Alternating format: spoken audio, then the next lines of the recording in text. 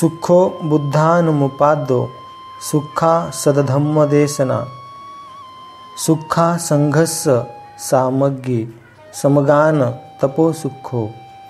सुखद बुद्धांचा जन्म, सुखकर सदधम्म उपदेश, सुखकर संघ एकता, सुखद समूह तपस्या.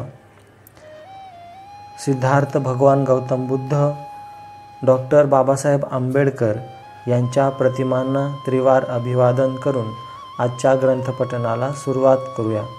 सर्वांनी एकाग्र चित्तेने ग्रंथपठण ग्रहण करावे. आज आपण पाहणार आहोत आम्रपालीचे दान. तथागत नादिकामध्ये राहिले असताना त्यांना दुसऱ्या ठिकाणी जावे वाटले. त्यांनी आनंदाला हाक मारली आणि म्हटले, चल आनंदा, आपण वैशालीला जाऊया. बर तर, संमती दर्शवून तथागतांना आनंद म्हणाला. नंतर महाभिक्खू संघासहित तथागत वैशालीकडे निघाले. तिथे आम्रपालीच्या आम्रवनात तथागत वास्तव्यास गेले.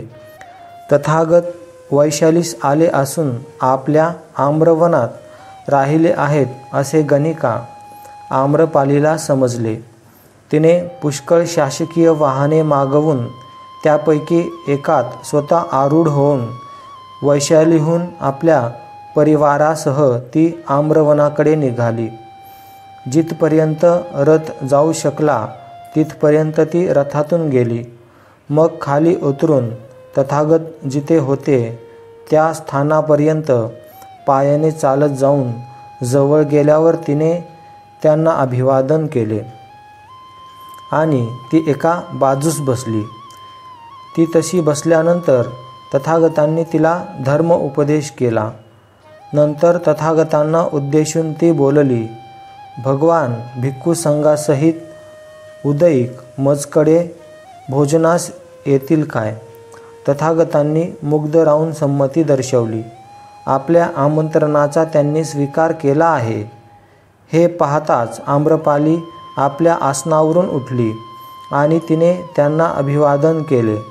नंतर प्रदक्षिण्या घालून ती निघून गेली. वैशालीच्या लिच्छवींना समजले की तथागत वैशालीला आले असून आम्रपालीच्या आम्रवनात त्यांचे वास्तव आहे. त्यांना सुद्धा आपल्या घरी भोजनासाठी तथागतांना आमंत्रण करावयाचे होते. म्हणून त्यांनीही बरीचशी शासकीय वाहने सिद्ध करून प्रत्येकात एक एक जण आरूढ होऊन ते परिवारासह वैशालीला गेले. आम्रपालीची आणि त्यांची परस्पर विरुद्ध दिशेने येताना गाठ पडली. त्या तरुण लिच्छवींच्या रथांना आम्रपालीचे रथ चाकाला चाक, आसाला आस आणि जूला जू असे जोराने घासत गेले की तेव्हा ते तिला म्हणाले, आम्रपाली, आमच्या रथांना अशी टक्कर देत तू कुठे निघाली आहेस? महाराज, आत्ताच मी तथागतांना भिक्खू संघासहित उद्या भोजनास येण्याचे आमंत्रण दिले आहे. आम्रपाली बोलली, हे सौभाग्य आम्हास प्रदान कर. आम्ही तुला एक लक्ष देऊ करतो. महाराज, वैशाली आणि इतर नियंत्रणाखालील प्रदेश जरी आपण मला देऊ केला तरी हा विक्रय मी करणार नाही. लिच्छवी हातवारे करीत बोलले. या आम्रपालीने आम्हास हरविले आणि ते आम्रपालीच्या आम्रवनाच्या दिशेने निघून गेले. आपल्यावर कुरघोडी झाली आहे हे जाणून तथागतांना भेटून फेरविचाराने त्यांच्याकडून आपल्या आमंत्रणाला अग्रक्रम मिळवावा या आशेने ते आम्रपालीच्या आम्रवनात निघाले. लिच्छवी दुरून येताना दिसताच भिक्खूंना म्हणाले, आपल्यापैकी ज्या कोणी कधी देव पाहिले नसतील त्यांनी या लिच्छवींकडे पाहावे. या लिच्छवींच्या समुदायाकडे पाहावे आणि तुलनेने त्यांचे निरीक्षण करावे. हे परलोकातील जणू देवच आहेत. रथ जाऊ शकतील तिथपर्यंत गेल्यावर लिच्छवी रथातून उतरले आणि तथागत आसनस्थ होते त्या स्थानी जाऊन नम्रतेने त्यांच्या शेजारी ते बसले. नंतर तथागतांना उद्देशून ते बोलले. तथागतांनी भिक्खू संघासह उदक आमचे भोजनाचे निमंत्रण स्वीकारून आमच्यावर कृपा करावी. हे लिच्छवी जन हो, उद्याचे भोजनाचे आमंत्रण स्वीकारण्याचा मी आम्रपालीला आधीच शब्द दिला आहे. ते म्हणाले. आम्रपालीने आपल्याला हरविल्याची लिच्छवींची आता खात्री पटली. तथागतांचे आभार मानून आणि त्यांच्या वचनाला मान्यता दर्शवून ते आपल्या आसनावरून उठले आणि तथागतांना अभिवादन करून प्रदक्षिणा घालून ते निघून गेले.